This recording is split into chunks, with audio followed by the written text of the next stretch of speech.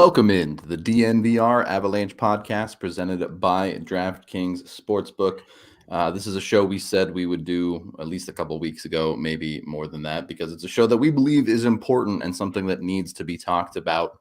Before we dive into the show, I will give you a warning that there will be conversations about things like sexual assault and so on this show. So if that's a problem for you, go ahead and turn the show off and just go ahead and skip this one because it's going to be a serious show and things like that are going to come up.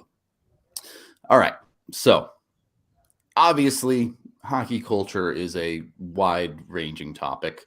There are a lot of different facets to it, but the one that has been in the mainstream media over the past handful of months and really dating back over the last more than a year now, with Kyle Beach and all of that, has been extremely problematic in the areas of unfortunate sexually assaulting people. So the main focus over the last couple of months has been on multiple Team Canada World Junior teams and what's going on with them. Multiple people coming out and explaining that there were some sexual assaults by significant numbers of certain teams, including the 2003 team. And the other one was 2018, I believe. 18? Okay. Yep. So obviously that's bad. No one here is going to disagree with that. But the conversation is a lot more complex than that. And we need to talk about it and how things can get better, I hope. I want to give the floor to Meghan first of all here, because first of all, she has experience with this type of thing. She's worked with things like this in the past. So Meghan, if there's anything particular you want to touch on first, go for it. I've had a few different ideas for how to tee off this conversation, and I'm still a little overwhelmed on where to begin because there's a lot to unpack. I almost considered not being on this pod today because I had a lot of discomfort about how overwhelming this messaging can be to try and get across. And this might be a bit long-winded, so if we need to redirect at any point, I completely understand. But I think before we dive into hockey culture specifically, it's important to lay some groundwork to better understand the nature and realities of sexual assault. And it can be used as a reference point then in the conversation later as a baseline. And it starts with the nature of sexual assault. It's something I'm going to probably point to at several points in the conversation, but it's important to understand that there's little physical evidence to connect the suspect to the crime. And by nature, it is difficult for victims to prove, and there are usually no eyewitnesses to corroborate victims' testimony. And as a result, its discretionary decisions are more susceptible in rape than other crimes to the interjection of personal attitudes that we hold towards women. And when we talk about discretion, we recognize that this is our personal beliefs that influence how we talk about sexual assault, and that greater conversation drives how it gets investigated, how we treat victims, and the likelihood of them coming forward. And that's why it's a little important to recognize the nature of sexual assault, because in a little bit, I'll talk about why this places a near impossible burden of proof on victims. And it creates a hard scenario on victims to demonstrate if something has happened. The majority of research suggests that men tend to blame and have less favorable attitudes towards female rape victims. And this belongs in the greater conversation because when we first broached this topic, a lot of people didn't like that we wanted to focus on hockey culture. And I understand because the frustration is that this is a greater societal problem, and it definitely is. But there is purpose and reason to focus it in at points on hockey culture, as we're going to do later in this pod. But it's not without recognition that there is a greater cultural conversation happening here that is going to shape the attitudes that we have about hockey culture as well. I could start there and go into understanding the frequency at which sexual assault happens. I think sometimes these conversations, they lack information represented equally. And so there's not really a great understanding of how often sexual assault happens, how often it's reported, how often it goes unreported, and even just the target demographic that is at highest risk of being sexually assaulted. And as it stands in the United States, 90% of adult rape victims in the US are women. Women aged 16 to 19 are 4 times more likely than the general population of victims to be victims of sexual assault.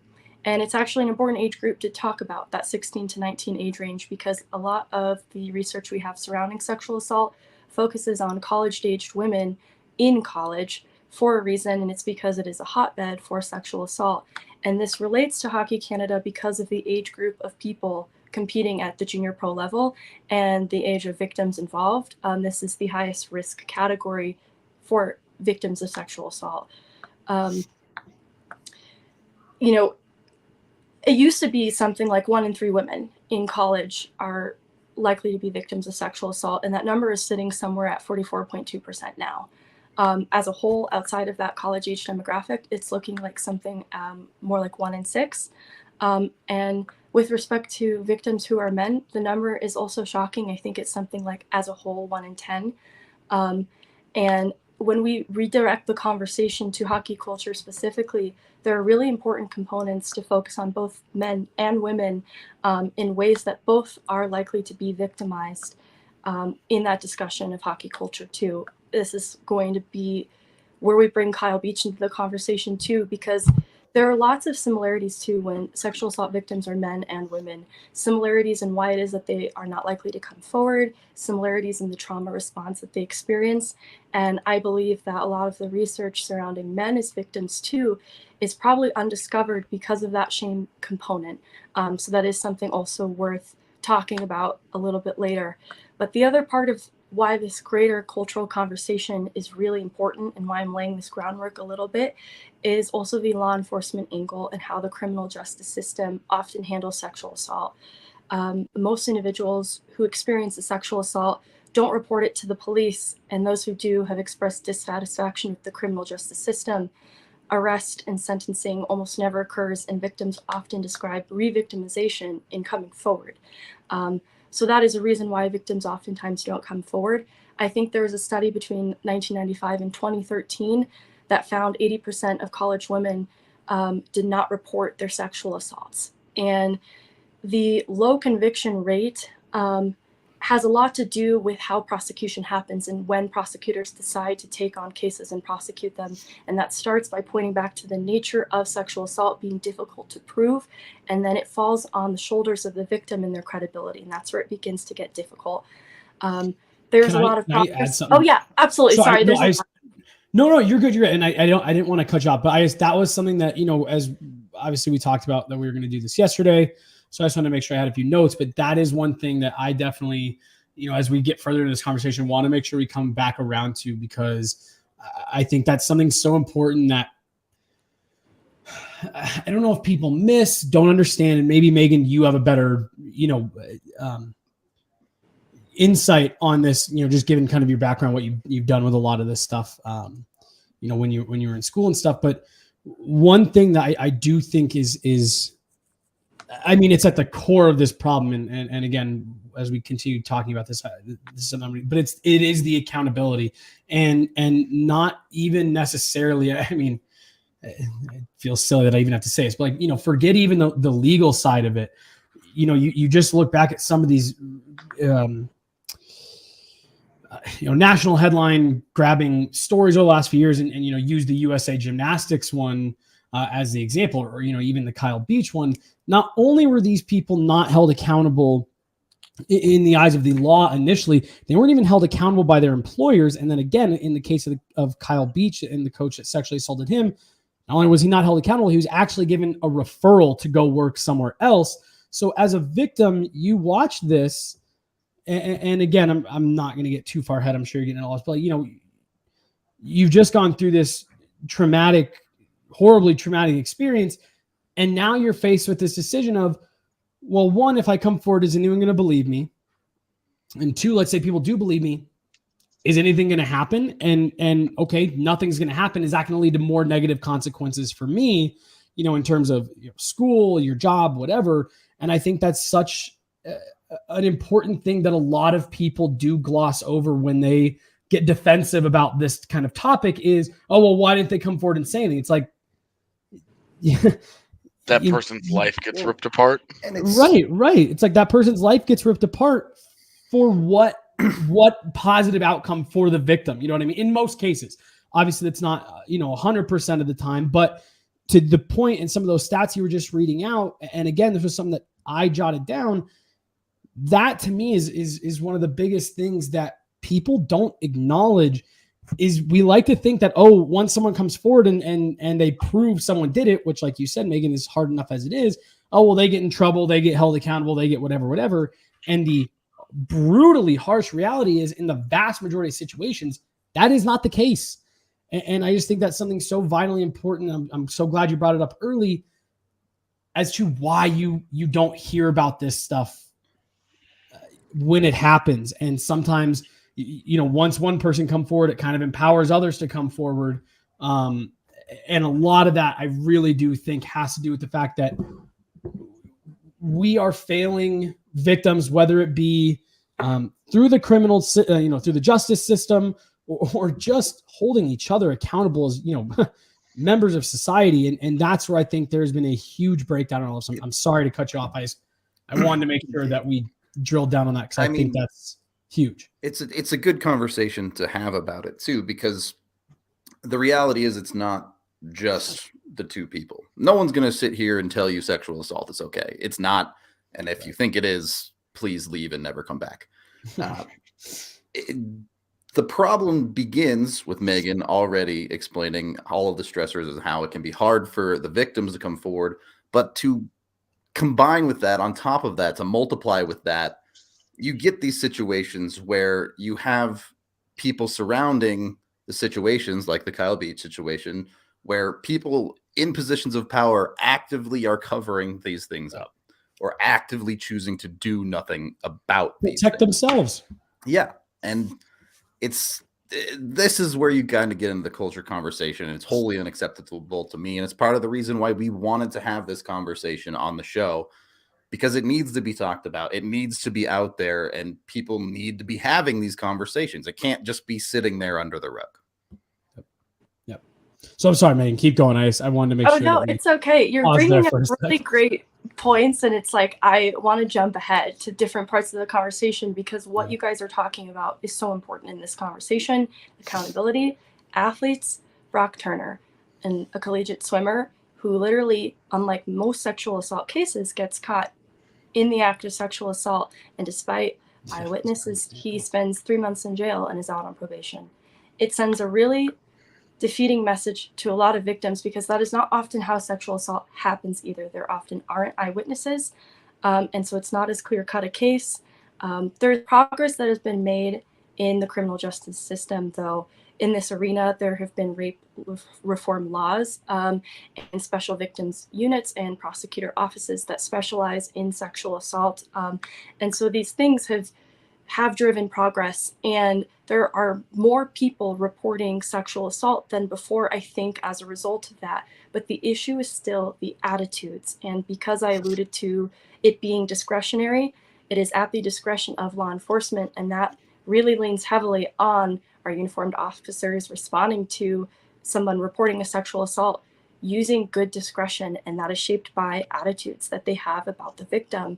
And reports of sexual assault are investigated more thoroughly if it was a stranger who was the assailant than if the victim knew that person. And if the victim knew that person, that's a really loose definition. In the eyes of law enforcement, it begins to chip it away at credibility in what I call a credibility clock, and it begins ticking.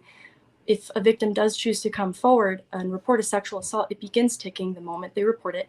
And there are things called high-risk behaviors. Women who engage in high-risk behavior or risk-taking are less likely to be viewed as genuine victims in the eyes of the law if we begin to introduce things like drinking, drug use. For the purposes of the Hockey Canada conversation, drinking is going to be a huge piece because in everything that I know to be true and what I have heard, not only from the 2018 and 2003 allegations, but what I've heard firsthand, and have seen and have observed alcohol as an accelerant in all of these things, but it serves to harm victim credibility if it was present.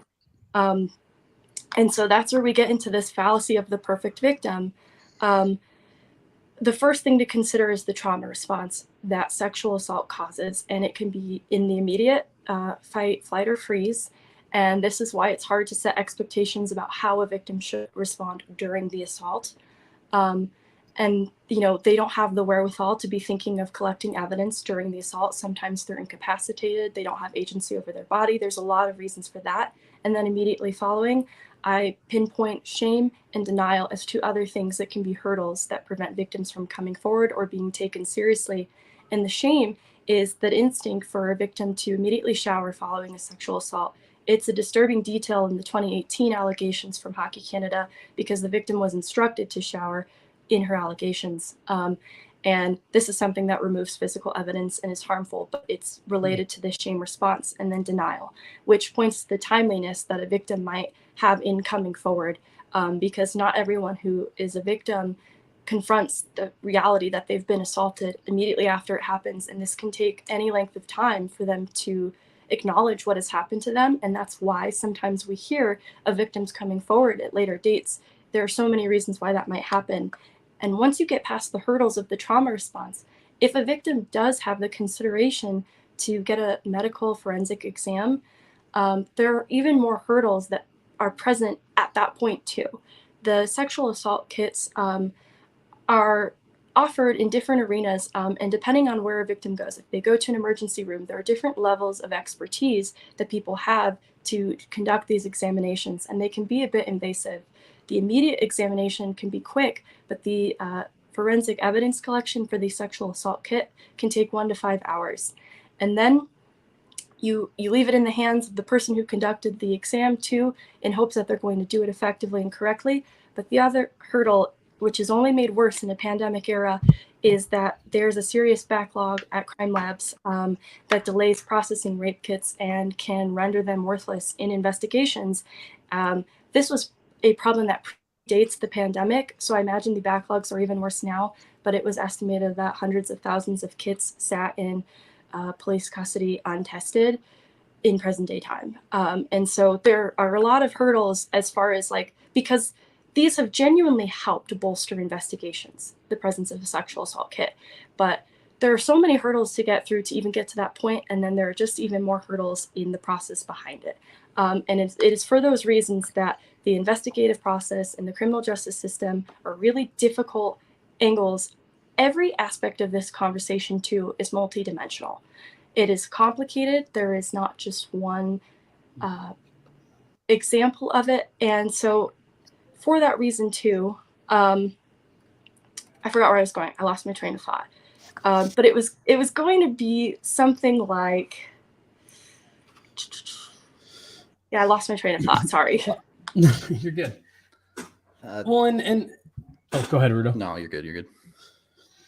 Well, so I was going to say, I just, Megan, you're bringing up so much information and so many, I don't want to say good points because I feel like that waters down what you're saying. Like, they're not just good points. These are really harsh realities that a lot of people don't understand. And that's the part to me that I think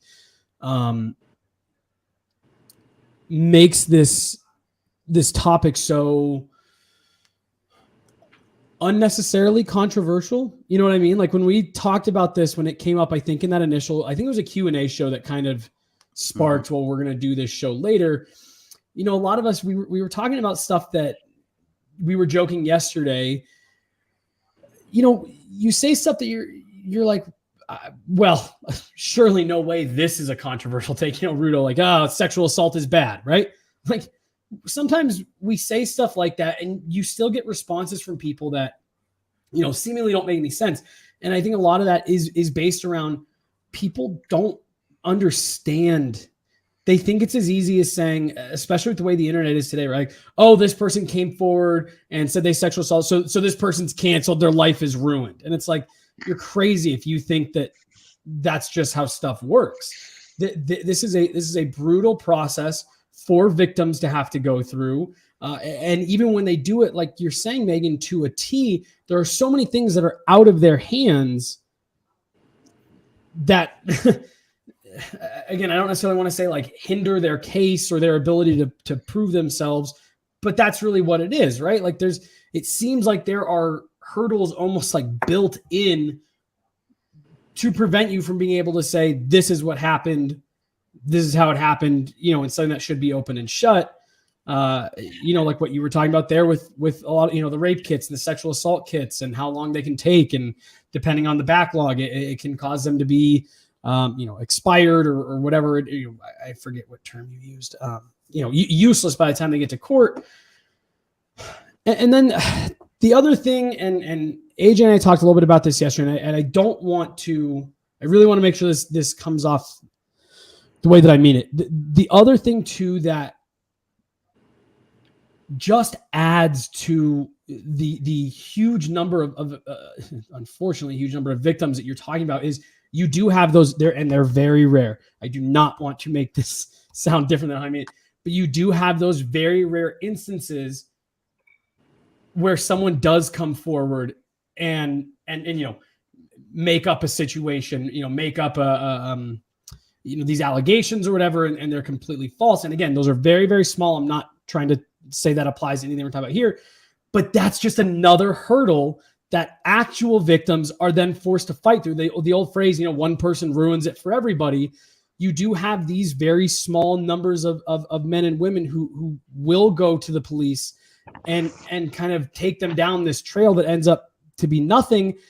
And that kind of, like you were talking about, people's attitude towards the victim, that does build in some subconscious bias by whoever it is you're dealing with, if they've had that experience in the past, to put that wall up and say, oh, well, are you sure you're telling the truth? And again, it's another example of people making it harder for victims. And that's, and again, that to me is what has been so upsetting about this summer, is we didn't just find out that Hockey Canada had one instance of some kids that, wow, what, this is a bad group of kids, they whatever.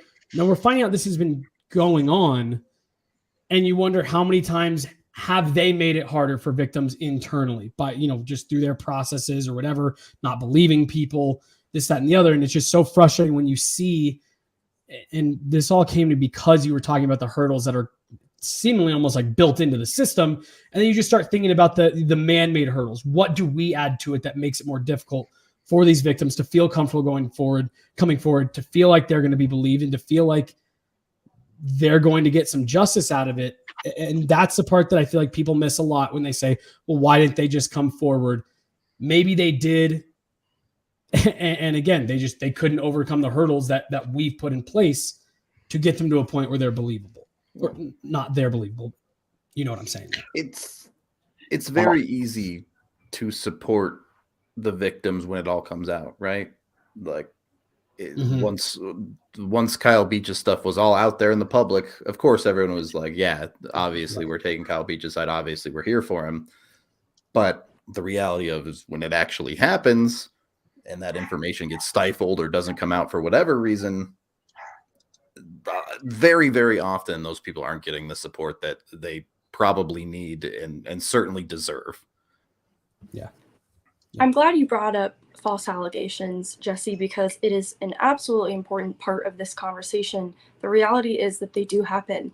And the reason they belong in this conversation, and the reason I want to talk about it in this way, is because I think the cultural conversation that we have about sexual assault doesn't weigh false allegations proportionate to everything that else that I just described, with the frequency 100%. Of sexual assault happens and this goes unreported, the low conviction rates.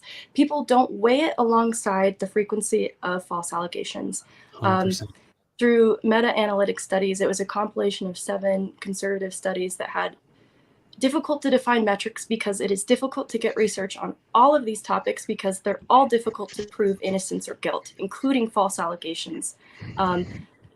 It's also difficult to capture data around that because sometimes investigations are dropped and deemed unfounded, and unfounded just means a lack of physical evidence, a lack of eyewitnesses.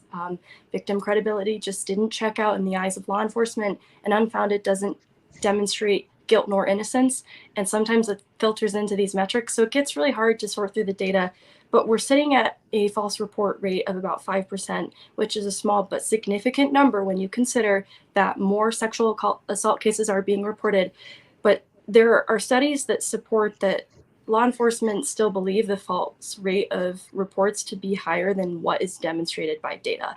And that is where the attitudes and our understanding of it becomes problematic, because this kind of relates to the hockey culture conversation too. But there is a difference when there is status and public figure involved. And high profile cases that we hear about in the media are going to capture more cases of false allegations than we could really get our hands on. And it's going to skew how often this actually occurs in the everyday. And I don't know of a lot of research that is specific to sexual assault allegations surrounding public figures. It becomes difficult to have that conversation. And so once we begin to unpack Hockey Canada, hockey culture, we could start talking about different things like how elevated status in the eyes of the community might affect these type of things both ways. And so I'm glad you brought up the false allegations. I remembered my train of thought that I lost, and it was just that a talking point I see sometimes, people enter conversations when a victim comes forward and they say things like, I'd like to wait until the evidence comes out, or, I'll let the criminal justice system do its job, or if a crime really happened, why didn't this person report it? Because sometimes the information is revealed in a different way through media, and everything I've just explained hopefully can better illuminate why that is and why evidence is not coming. You're going to be waiting a long time for physical evidence that is difficult to produce, because that is just the nature of sexual assault. Yeah. I was mostly just stalling to give you enough time to catch your train of thought. To get my thought together. The other part I don't want to miss here is the trauma that sexual assault has on victims, the aftermath. It has been linked to PTSD pretty significantly, and 33% of women who are sexually assaulted contemplate suicide. It can lead to night terrors, bedwetting, but ultimately it affects all interpersonal relationships moving forward. This is going to be in the academic, professional, and romantic world that people will respond differently as a result of being a survivor. And it's important to think about that when someone comes forward and you enter that conversation. I want to draw a clear distinction that expressing sympathy and kindness and belief towards victims doesn't simultaneously admonish and vilify the other party involved. Like with the 2018 Hockey Canada allegations, I have been less invested in the who. I am looking at the why and the greater conversation surrounding it, and wanting to be there for and in support of victims generally. So that kind of sets the stage, hopefully, too, for the Hockey Canada and hockey culture conversation specifically, where I think that all of us can weigh in a lot more evenly than what just happened now. I had to lay a little bit of groundwork first, but I think this is a community that's here to all of us that we have a lot to say on. Yeah, it's and the culture conversation for me, not only is it unacceptable that this happened, but like you said, why does this keep happening? Why does it keep going like this? Why, not only that it's continuing to happen, but it keeps happening in such a way that, oh, you're finding out years later. Oh, you're finding out people were covering it up. Oh, you're finding out important people knew about these things. Why and how do we fix that? I do have eventually some solutions in mind. And I feel like this is going to be an area that Jesse can also really speak to, but I wanted to begin with kind of talking about what hockey culture is, because it is an umbrella term and it's very generic and it applies to a lot of things. And I think it can result in immediate negative connotation when we say hockey culture. And hockey culture is comprised of so many things. It's just a big way to talk about an entity, and we are just examining one component of hockey culture today. There are positive elements of hockey culture, and so much of my perspective on this is shaped by people I know in the hockey community, players that I know, women that I know in the industry, and I know so many good men in hockey. I don't know if I've shared this on the pod, but I champion the DU hockey program the way that I do because of the people that I met while I was a student there. They demonstrated great character and treated me with respect in a way that helped to rehabilitate my view of hockey. Because I met such good people with upstanding character, it influenced me so much. That's why I talk about them as much as I do. And I can't vouch for an entire hockey team of young men from the time that I was a student there, but I met a good enough amount and got a pulse for the culture of that program that I found to be so positive. I champion and celebrate all of the good people that I know in this community, and it's why I'm here. Everything that I'm talking about is obviously very touchy, but I have chosen to be in this space in a male-dominated industry where I recognize that there are problems because I do love so many aspects of this culture and its community of people, and it's important to me to use my platform here to leave this space better than I found it. And I have identified some problems, and I just want to keep both the young men and women coming up in hockey a little bit safer. Yep. 100%. Yep. And I love what you said that about leaving it better than you found it, because that's like my life motto. No, Megan, I do love that you did kind of go through and laid a lot of that groundwork, because you're right that it is. AJ made a comment, I think it was last week. I'm not even sure what time it is anymore. Between 2020 and this last offseason, I'm not even sure what year we're in. AJ made a comment about, like, it's one of those things where every day you wake up and it's like, well, what's going to happen next? And we all kind of made the comment that, like, well, damn it, that's kind of just how life has felt these last 2-3 years of, well, what's going to happen next? And what makes it hard is that, hockey and sports are traditionally, somewhere where you go to escape reality, right? I was just talking about with a buddy last week on Thursday night. We were leaving the game and we're all older and stuff and just talking life is tough and blah, blah, blah. And he said, but, I love, these leagues I play in. I have a couple times a week where I get to go to the rink and I don't have to think about anything else.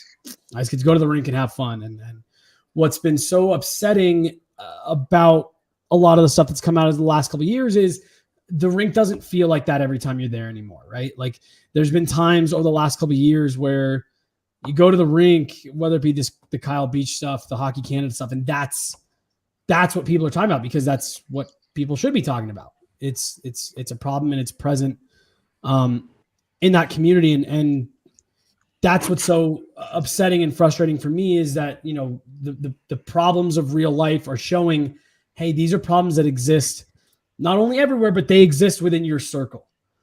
And there's something that your community, your circle, this has been allowed to go on. And as we have found out, countless times over the years, Theo Fleury, now, these kind of expanded Hockey Canada allegations, and there's plenty that I'm leaving out, but that this isn't something that's crept in, but it's something that's kind of been ever present. Again, so I want to backtrack a little bit, and I'm gonna go for a couple minutes here. So I apologize. Anyone cut me off at any point if you have something to say. But I want to go back and touch on a little bit of what I said, just a little from a couple weeks ago when this first came up, just because it does tie into a lot of what Megan just talked about and some of the people that you meet, within hockey and stuff like that. Hockey, I think, is so, again, the term hockey culture, like you said, it's so wide ranging, and I get really frustrated when I see people now say, oh, hockey culture is terrible. It's toxic. It's whatever. It's like, no, there's a part of it that either you don't like or you're right, we need to be better at. But, again, I said it a couple weeks ago, some of the best people I've met in my life are from the hockey community, and they're hockey people. And I genuinely do something that a lot of people try to tag as a negative of, team first, you put others before yourself. that to me is something that is taught within the hockey community at a very young age. Is that, you have to lift each other up. Nobody accomplishes anything by themselves, right? And that's something that I think is very ingrained. And that's why I think you meet so many just high quality, upstanding people within this community, because there are a lot of people that share that value. Hey, I have to lift others up so that they can then pull me up, right? And I genuinely do believe that is the overwhelming majority of people within the hockey community. Again, you are never going to have 100%. I am not trying to say for 1 second there aren't bad people that you don't want to be part of your community involved. I'm not saying that, but I do. That's in my heart. I believe that the vast majority are good people who mean to do well. What I touched on a couple weeks ago is that hockey is semi-unique. There's versions of this, across the other sports, but semi-unique in the fact that the vast majority of players that you see make it to the pro level, their path to get there came through leaving home at a very young age. And in the case of a lot of people, leaving maybe their home country, not just traveling across the state, across the province to a different city, but no, going across the country, very far away from their family, and they're entrusted to coaches, organizations, billet families, and these parents say, here, we're trusting you with our child to help raise them and mold them to be, those types of people that I was just talking about in the hockey community. Someone that cares about other people, that does the right thing, that speaks up when they see something going wrong, whatever. And these parents are saying, we trust you to take our kids. There's been a breakdown there. If you are a parent in Canada right now, thinking about sending your kid to any one of these CHL teams that are associated with Hockey Canada, I don't feel comfortable sending my kid to do that right now with seeing what is happening over there and the way that, not only are they handling stuff that is, not only are they not dealing with stuff that seemingly is coming in, but in fact, they're trying to bury it under the rug. And, AJ, I think it was you brought up that tournament, or maybe it was you and Rudo from a couple of years ago, where they wouldn't let the parents see the kids outside of like these certain designated visiting hours, with team representatives present, stuff like that. Like, that's a problem. If you're a parent, that's a problem. So to me, that's the first thing that we have to re-examine. What's happening here? Why are we ending up with some of these kids who are being entrusted to people who obviously aren't upholding their end of the deal, especially when you're talking about dealing with young kids? Two, and this is something that absolutely stretches outside of hockey, but I think in this Hockey Canada example, it's important, and that's entitlement. And you touched on this a little bit, Megan. Again, let's stick with hockey here and Hockey Canada in particular. These kids have been taught from the time they're little, they're very young, that if you're an elite, top-tier athlete, and again, in Canada, specifically a hockey player, even more specifically playing for Hockey Canada, you can really kind of get away with whatever, right? School, work, the coaches, the workouts. If you are good enough, they are going to let you get away with more. And even though those are maybe small things, it begins teaching a bad lesson and setting a bad precedent for a lot of these kids. And again, you mentioned earlier, Megan, the numbers that we see amongst college students, and you mentioned the swimmer, and I already forgot his name, but that Brock Turner. Thank you. Yes. Again, top tier athlete at his school, Division I, scholarships, this, that, and the other. These kids are told you can do whatever, right? You can do whatever. And then we see it once they get to pro sports. How many times do we see pro athletes get caught for something? Caught, guilty, red-handed, and they get off with a slap on the wrist. My go-to in terms of recent memory is the Broncos' Melvin Gordon. DUI, convicted, caught. And the NFL came to him and said, hey, Melvin, so sorry to bother you with this. When would be the most convenient time for you to serve your suspension, this year or next? That is not, that's not accountability. That's reinforcing to someone, you can do whatever you want. You can get drunk and speed down the highway and We see the consequences in Las Vegas over this last NFL offseason. That kid was told too many times you're okay to get away with it until he killed someone. And again, you go back to this Hockey Canada situation. They've now seen the precedent set with past teams. These players all know each other. They know what happens. They know that, teams in the past have gotten away with it. It never even came up in the news. Again, I'm not necessarily saying that's the reason why they're justifying it, but that is something that's subconscious to them that's saying, it doesn't really matter. You're a top 6 forward for Hockey Canada. You can kind of get away with whatever you want. And then my last one, my last kind of like major point is what you talked about earlier, and it's the accountability. And look, I'm not someone who says that, and I'm not trying to equate this to just making a mistake, but I'm not someone who says that if someone does something wrong, makes a mistake, whatever adjective you want to use, that their life needs to be completely torn apart. I'm not someone that, I don't think that as a blanket, right? Which I think you do get some people out there on the internet like that, who, if you're not perfect, you're done, you're canceled. But I do think that Hockey Canada and the hockey community in particular is in a unique situation here. Given that all of this has come out in the last couple of years, and a lot of this is still open, the Kyle Beach stuff, now not just one, but multiple Hockey Canada investigations. I think hockey and hockey culture, hockey community, we have an opportunity here to start to change the standard in these types of situations amongst athletes. It's not just sports, it's in Hollywood, churches. We see it anywhere where you have people in positions of power. Hockey has the opportunity to say, we are going to hold these people accountable and set the precedent for how this will be handled in hockey going forward. We can't change what people have done in the past to let people get away with this.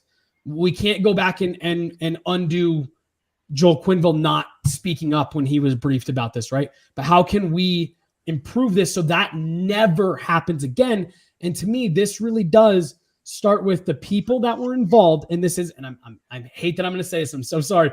With the Hockey Canada thing, this is where we maybe do have to wait a little bit more to get to the end of this to make sure that people are being punished appropriately. And whether that be suspend them now while this all is pending, and then when it gets to the end, you either more punishment, less severe punishment for certain individuals, whatever. But everybody involved in this needs to be held accountable to the fullest extent. And that is part of the reason why what Hockey Canada did with the medal ceremony, was that last week, was so disgusting, because it's like, you guys, you either just don't get it, or you are openly flaunting where no one's going to be held accountable here. These are the people in position of power, and they're going to stay the people in positions of power, which means nothing really is going to change. Again, I mentioned the U.S. gymnastics thing earlier. That was someone who was in a position of power, and they prioritized their people in positions of power. And I don't even know if that one you can equate to winning or whatever, but they prioritized that over the victim's safety and well-being. And again, we already got into why people don't believe victims and things like that. But this is something where, again, I just mentioned Joel Quenneville, one of the few things where it's a positive the way the internet works. You, more than ever, people listening to this, us, anybody in sports, anybody that sees this, you have more ways than ever to anonymously bring this forward and bring this to people's attention and be an ally and support victims. You no longer have to worry about, if I go to this person, are they not going to take what I say seriously, and I'm going to get fired because I'm bringing up something that I witnessed. You have so many outlets to bring things up and make sure that you are, like I said, doing right by your teammates, by your partners, someone who works for you, someone who you work for. You're not just letting that happen and go by without doing anything about it. There's so many things you can do. And again, we see it all the time. Once someone is held accountable, it emboldens others to come forward and say, hey, this happened to me. Hey, this happened over here.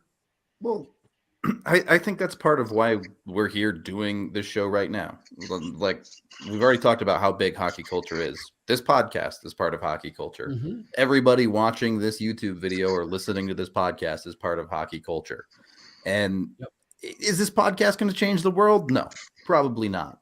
But if we can do this show and even one person realizes, hey, we need to do a better job of holding people accountable, at very least in hockey, if not the rest of the world, that helps.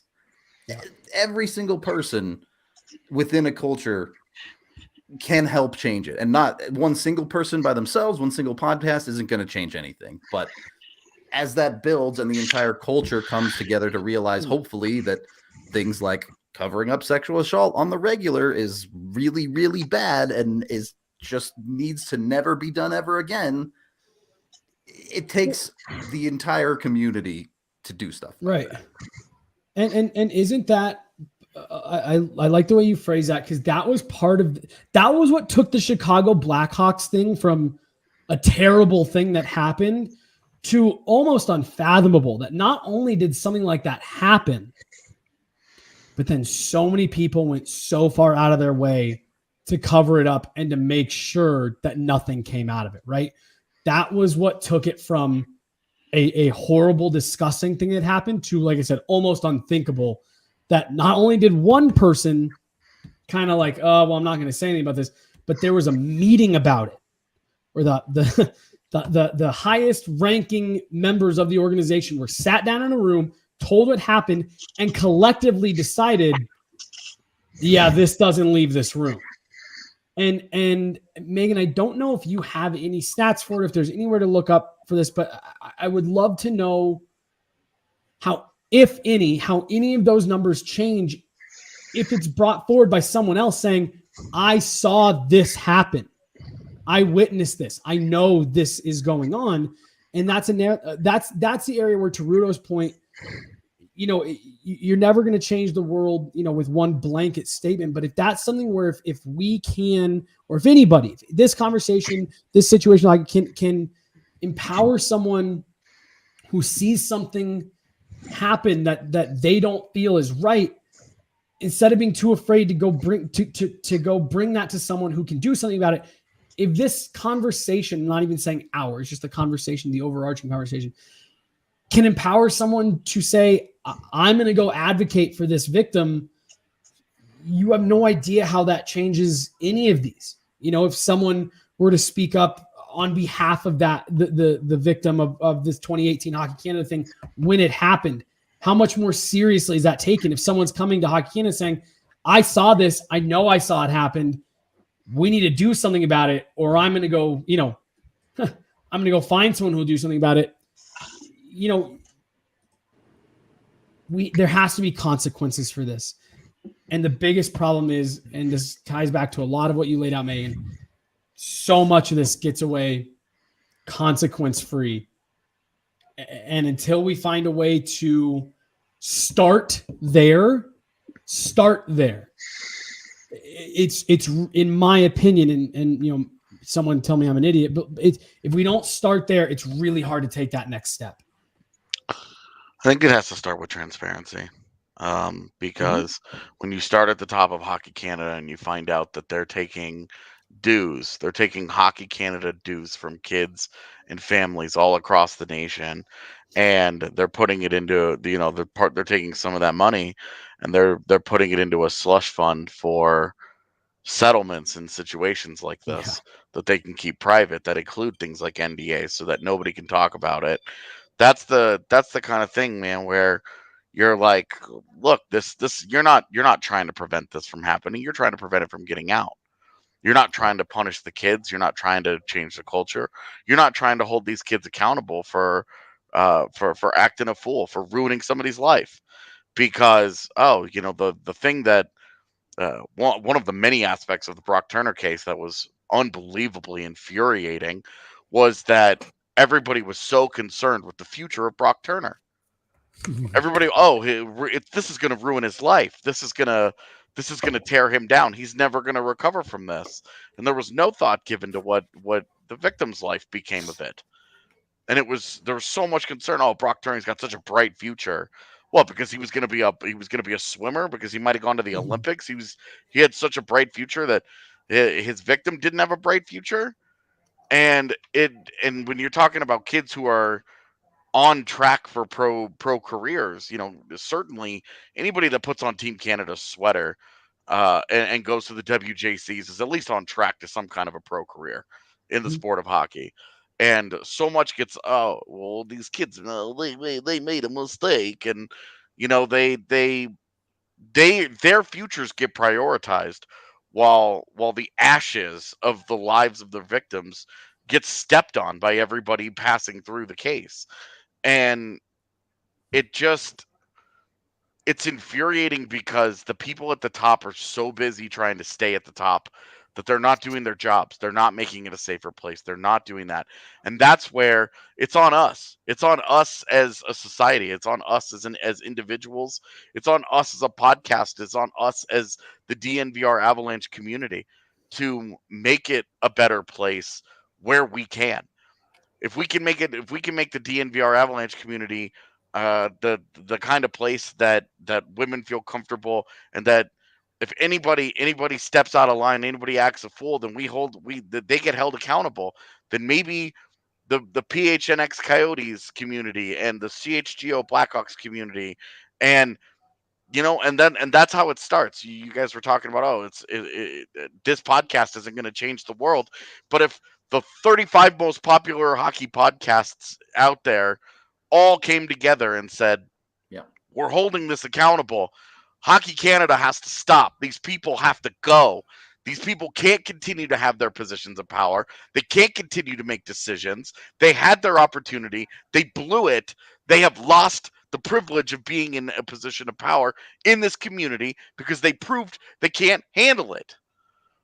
And that's where you have to have that transparency at the top. You have to believe that the people in power have the best interests of everyone at heart. And I don't feel like in Hockey Canada, I certainly don't feel like in USA Hockey, when they just disregarded John Van Beesbrook's history and gave him a position of power, and we're like, oh, great, yeah, it's all good, man. I don't feel like they give a shit. I don't feel like the NHL gives a shit. It just doesn't seem like a thing that is taken seriously enough. You just saw in the NFL, Deshaun Watson got 11-game suspension. Yeah. 11 game, not even a game per reported victim. It was half a game per reported victim. Unbelievable. Whole thing is offensive. And so I think that it's we start with us. And if we can all build it all together, if we can all band it together, and we can stop this clamoring for, like, oh, well, we need the evidence. Meghan gave a great example at the start of the pod why that is so difficult to produce.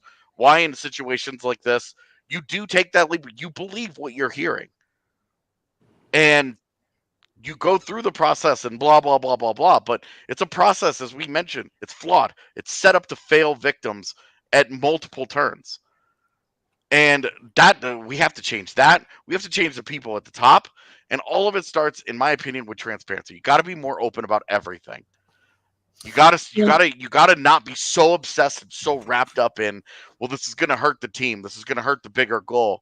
This is gonna whatever. If you see some bullshit from some of your teammates, you have to report that. You have to hold them accountable. Mm-hmm. And we're seeing all these kids don't know what they're oh, he walks in, a teammate walks in and he sees something, he doesn't know what he's seeing, and so he just leaves the scene and doesn't tell anybody about it because he's just not sure what's going on. He's got to tell somebody. It starts with them, it starts with the adults, it starts with Hockey Canada, it starts with us on an everyday level, making the baseline understanding here that this is not acceptable, and that it is a privilege to play in the NHL. It is a privilege to play for Team Canada. It is a privilege to represent your country in the sports realm, and that if you cross certain lines, you lose that privilege. The end. No shades of gray in it. You cross those lines, you ruin somebody's life. Because you think that the victim isn't going to have their life annihilated by this? every future date that they go on, every future boyfriend, it's always going to be in the back of their mind. Something like this it happened once, it can happen again. So in a situation where they felt like they were safe, they felt like they were with people they could trust, and then they weren't anymore, and their life is in ashes because of it. And we're sitting here concerned about the futures of the hockey players and this and that. And the whole thing really pisses me off because it's unacceptable the way that we just trample on the victims in these conversations. And obviously not to say that that's what our pod has done today, but I just feel like if it starts with all of us on a day-to-day basis. This is unacceptable. It should be obvious that there are consequences here. And instead of doing the right thing, everybody gets into this weird protective, like hyper, oh well, we've got to band together, and we don't want to ruin the team, and we don't blah blah blah blah. And no, these are privileges in life to be able to get to do this stuff, and you cross these lines, you lose them. It's an interesting conversation there because Jesse did bring up in hockey culture.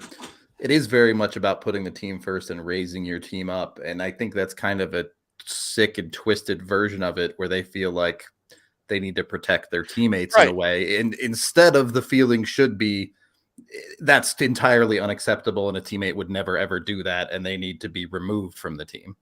Well, I was going to say, so there's a couple things there. One, it is funny because Rudo, I do agree with you that they can sometimes look at it that way. And it's funny, again, just the way that my brain works on that. Like I sit there and I'm like, it's because again, I think you're right.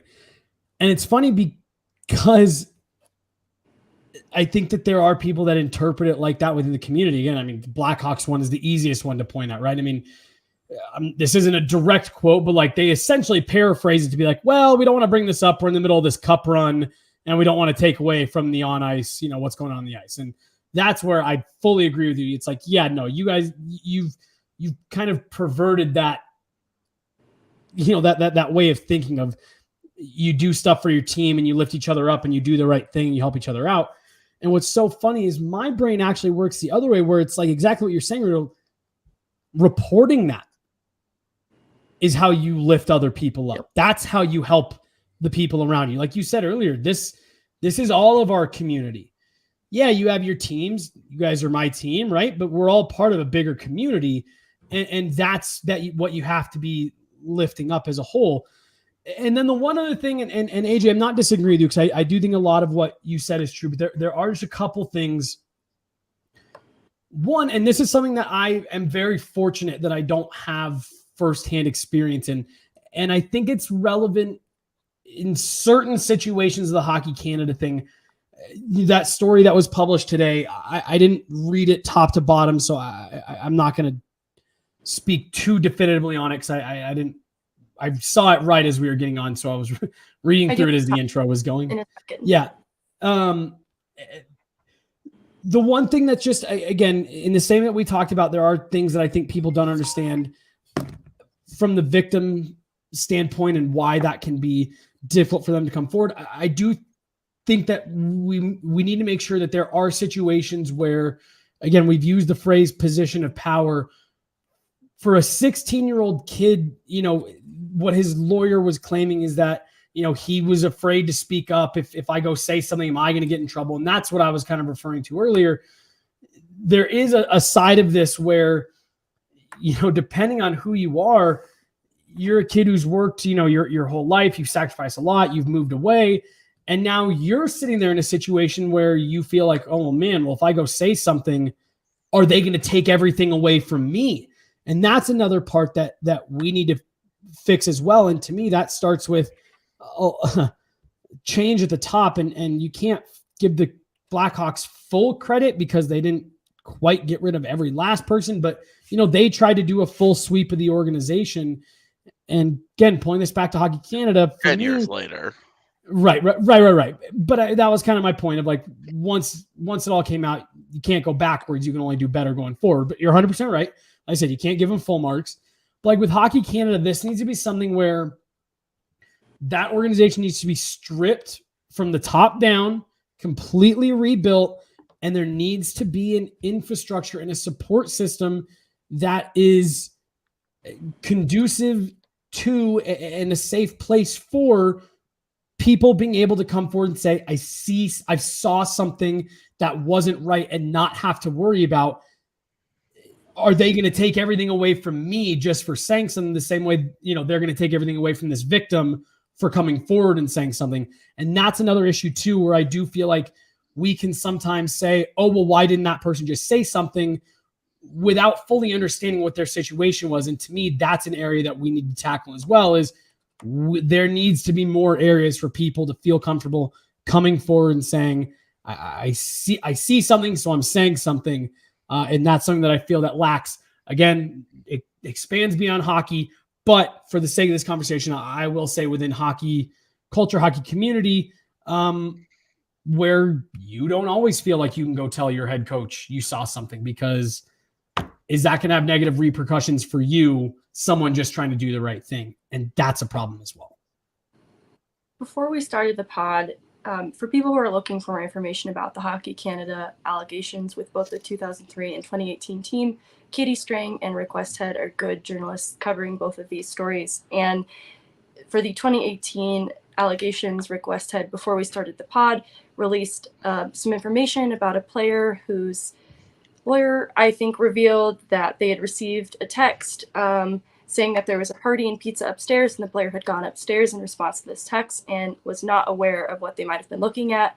And it brings a couple of different things to mind. One, I just find the subject matter of the text to be weird. I know that they are sugarcoating what the likely context of that text actually was, but if you've ever seen a hockey players group chat, and if you'd like to see one, Brendan Leipzig has snapshots of his all over the internet. It's a really revealing look into how these players talk to one another, and it's something I want to talk about in a second. But I'm having a hard time with the pizza party scenario.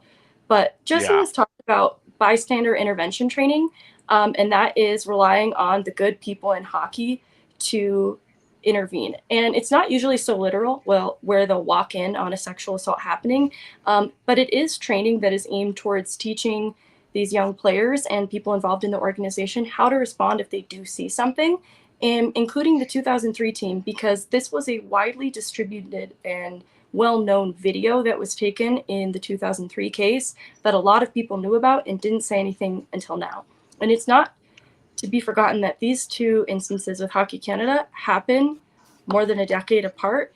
And it's going to bring me to the next part of the conversation, which is the personal stories that I'm sitting on as a woman in the hockey community who has been a young woman, senior in high school.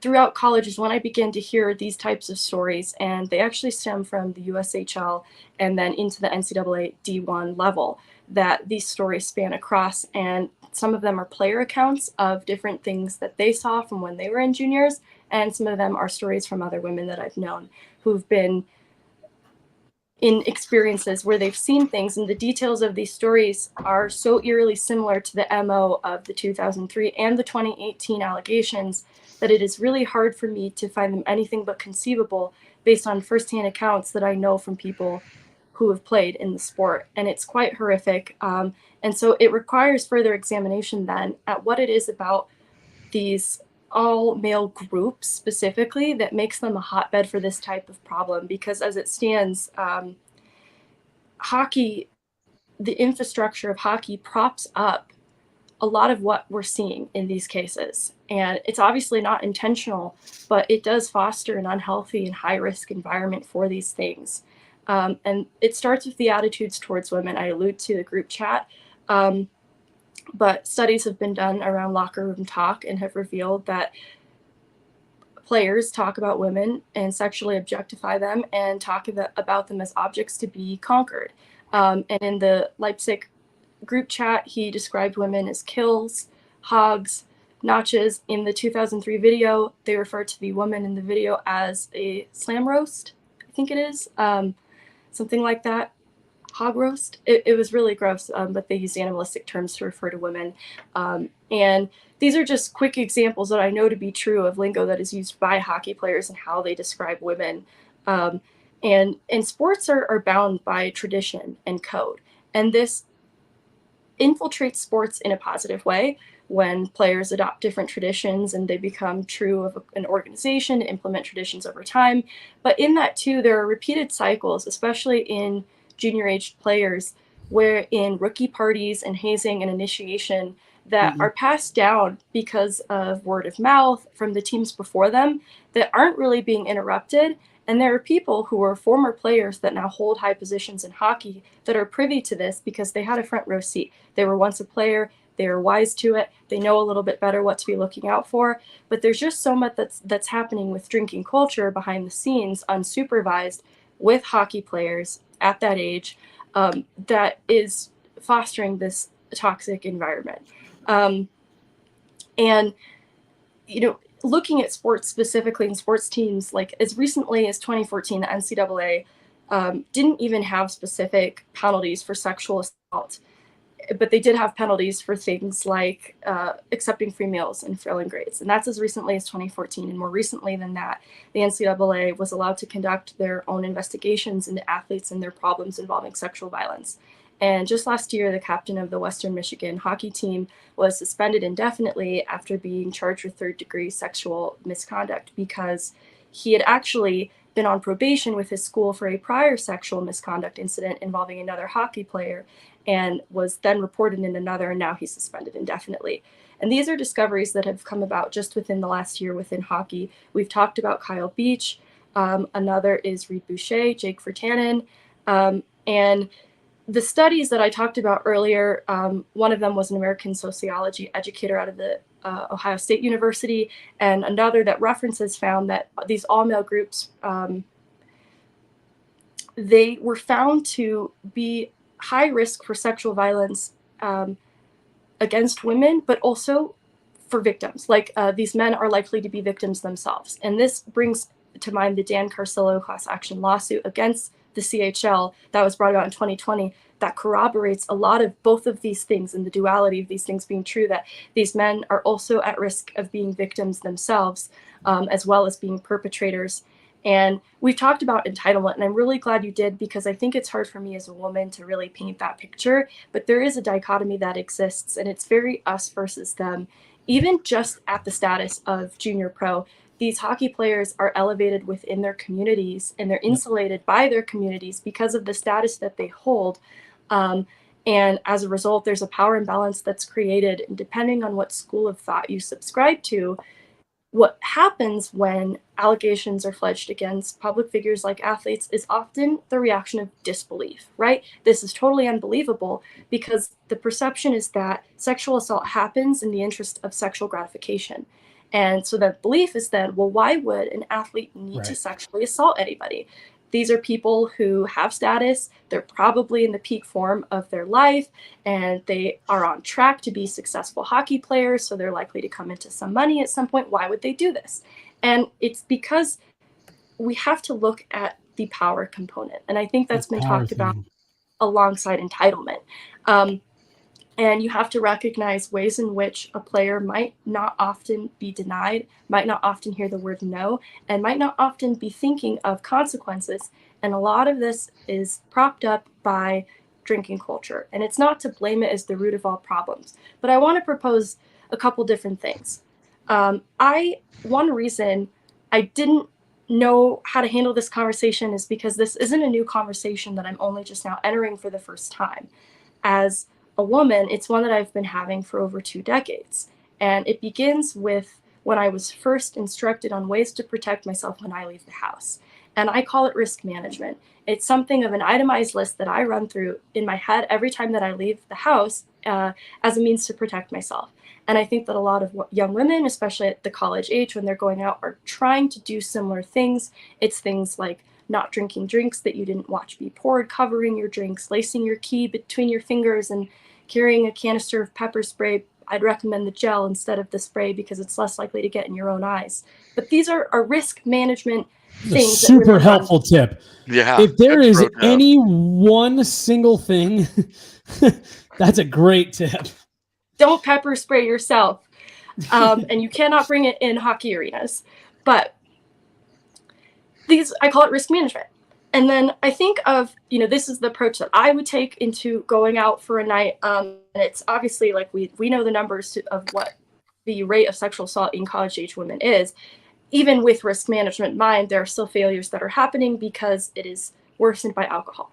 And I find that the education surrounding consent is severely lacking in this area and leaves too wide a gray area in our understanding of consent, that it creates this window of opportunity then for people to do things and point to alcohol as the reason, right? Like in these Hockey Canada cases, drinking is involved, and I think we're going to find that a lot of people point to the fact that the players were also drinking themselves.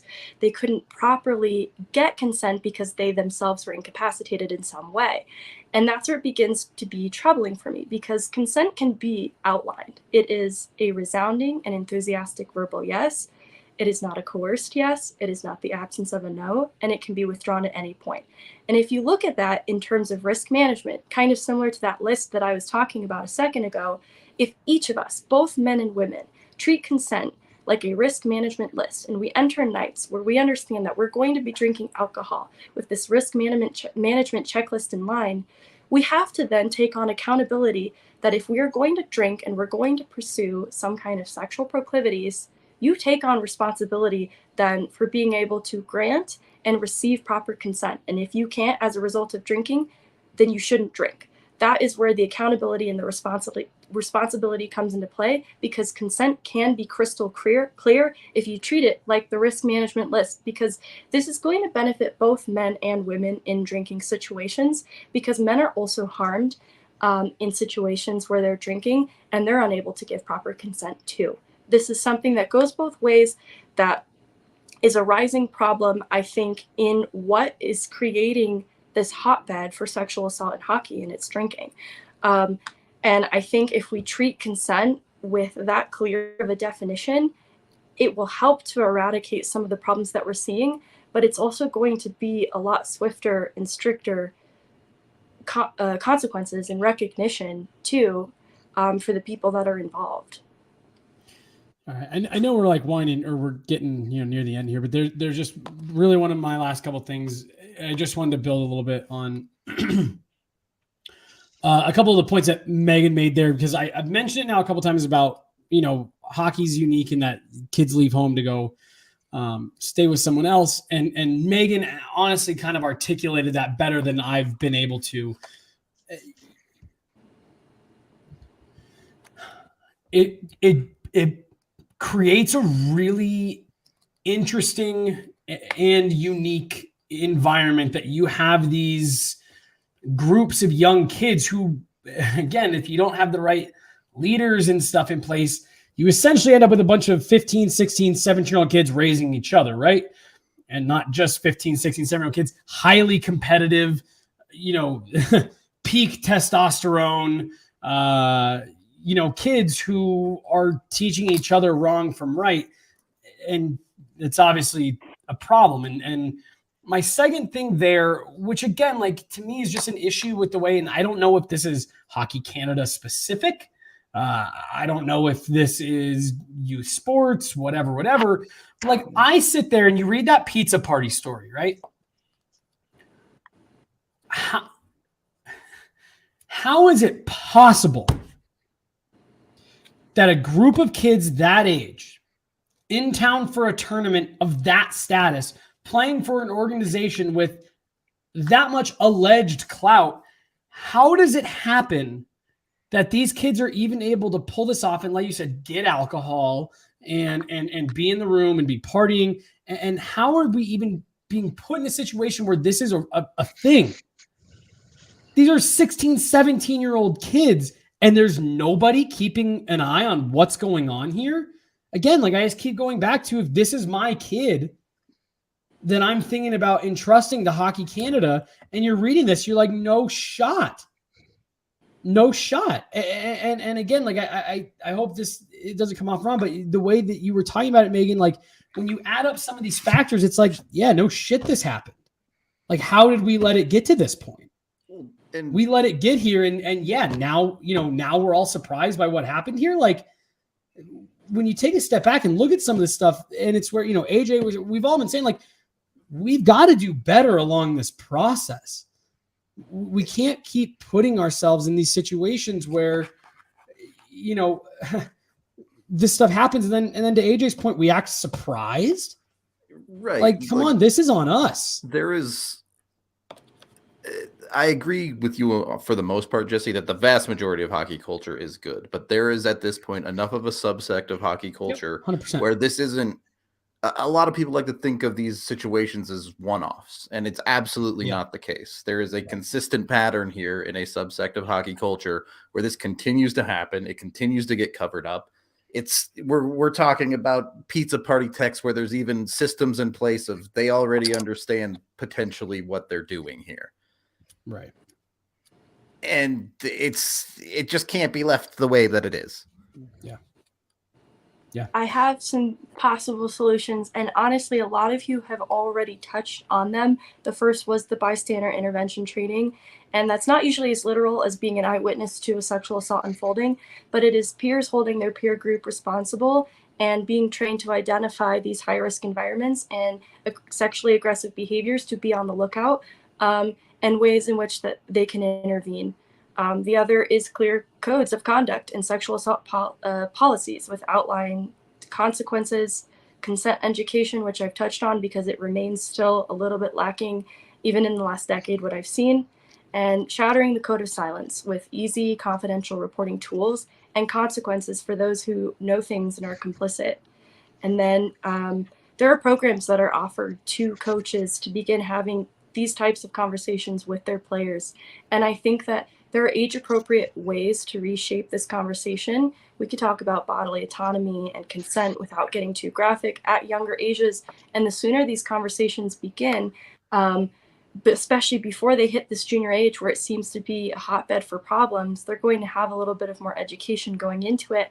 And then its presence, it's the adults in the lives of these young players being present and beginning these conversations and following up on them, because it's a lot harder to walk into a locker room and look your coach in the eyes when you've had these conversations. We are kind of wrapping up the show here, almost at 80 minutes. So Megan, anything else you wanted to touch on specifically? No, I think that covers it. Okay. So we're going to wrap this one up. I think at the absolute base level, the conversation is pretty straightforward. Just try to be better and try to help those around you, especially in your own communities and cultures. With that being said, specifics we got into on the show are very important. They need to be talked about and they need to be out there in the open. So things like this getting regularly swept under the rug are not acceptable and can't be gotten away with regularly. And that's my kind of final thought here is to me, that's where a lot of it starts, where again, like this is something that, you talk about a lot just in life. Again, there's another mentality that I try to have just in life, but I think it's really applicable here as messed up as it is. We can't change what has happened. We can't go backwards, right, and undo anything that has happened. That's one of the scary and unfortunate parts of life. But as we've mentioned 1,000 times now, we do have everything to do with what happens next as a community, as a culture, as whatever word you want to use for it. We have full control over what happens next. And I think we brought up, again, some stuff that's uncomfortable to talk about. But this is a community that I hold extremely, extremely near and dear to my heart. And I want it to be the best version of it. You want it to be what you always imagine it to be, right? And that's something that I hope we can work towards. And I know that's something that I'm grateful to be back ingrained as part of this community, because I feel like we have the opportunity to make some changes, and you want to see that so that this is something that can persevere and people can enjoy it and share the same passion that we share for it for 100 more years, right? And it starts with making it a safe, inclusive place for everybody. Everybody should feel comfortable at the rink. Everyone should feel welcome, and no one should have to feel like they have to run through a checklist just to go, watch some hockey and hang out with some friends. And that's where we can be better. Megan, seriously, I'm so glad that you we're here today. I think you brought up a lot of really great stuff. You gave me a great pepper spray tip. And you really did. It really was very helpful. Yeah, seriously. It can have I'm not- dye in it too, and it would dye Yes. the other person's face. Hey, yeah, all right. Stop digging. You already struck oil. No, but I'm just glad you're here because I do think this is something that we can get really hyper focused on it. Hockey, sports, whatever. And this is a very widespread issue that extends way beyond those borders. But we are starting to see it publicly creep in here. It's been here, and I think there's steps we can take in every aspect of our lives, whether it be hockey, work, just being out in life. And I really do. I think it starts with lifting each other up, helping your teammates, and if you see something wrong, that's how you help your teammates. That's how you support them, by saying something and doing the right thing. All right. On that note, we're going to wrap up the show today. For those of you that did watch or listen, we appreciate you being part of this conversation. It's obviously something very important to us, and we hope it's something very important to everyone, and not just the hockey community, but the entire world. We don't do shows like this very often, but we think they're very important to do when they need to be done. So hopefully it's a conversation we can continue to have and move things in the right direction. But for today, we're wrapping this up. For those of you that want this to be an escape for you in this pod, we'll be back to that tomorrow. Normal hockey stuff. Rookie camp starts Thursday, so we'll be talking about hockey and all of the actual sports and things that are fun again. So we hope you'll tune in for the next one. But until then, be good to each other, and we'll talk to you later.